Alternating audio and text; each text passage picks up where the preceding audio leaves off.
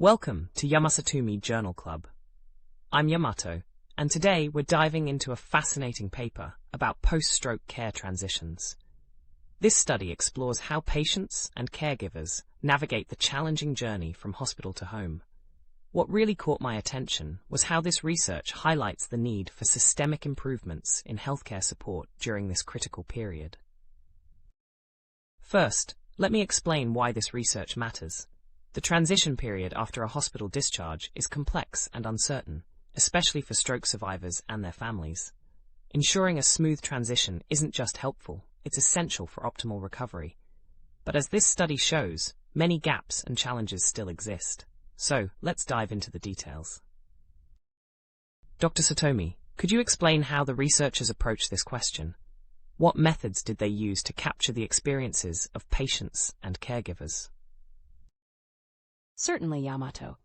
The researchers conducted semi-structured interviews with stroke survivors and their caregivers within 6 months after discharge.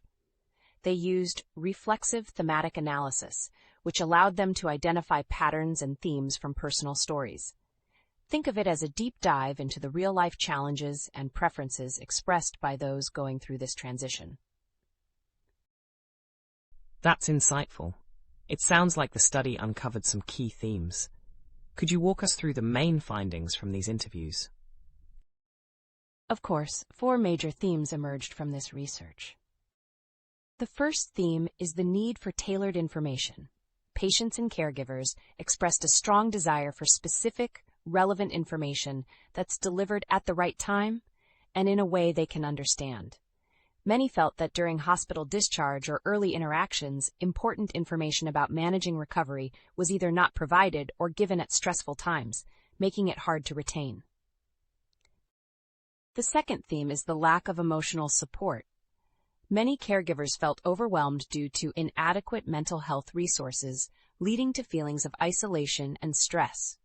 They often found that while the patient's physical needs were addressed, their own emotional well-being was overlooked and few resources were available to help them manage the psychological demands of caregiving. The third theme that emerged was a sense of being left in limbo.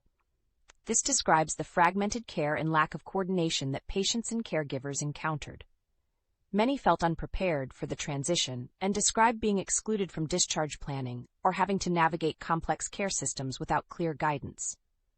They felt uncertain about the next steps in recovery, which increased their anxiety. Finally, the fourth theme is inequity of access. The study found that access to support services varied significantly based on factors like age, geographic location, and financial means.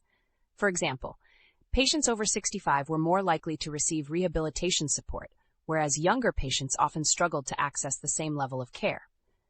Similarly, those in rural areas or with limited financial resources faced more barriers to essential support services.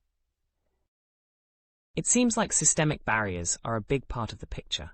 What practical steps do the authors suggest to address these issues?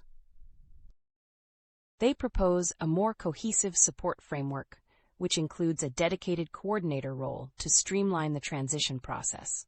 This coordinator would help ensure continuity of care and enable patients and caregivers to access resources without delays. It's about creating a more personalized approach with regular, proactive follow-ups.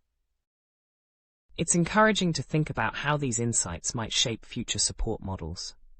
Dr. Satomi, are there areas where further research could expand on these findings? Further studies could examine the long-term impact of coordinated care on recovery outcomes. It would also be valuable to see how different healthcare systems could adapt these recommendations to local contexts.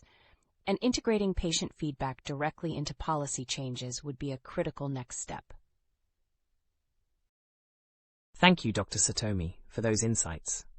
This research truly highlights how systemic improvements can help ease the burdens on both stroke survivors and their families.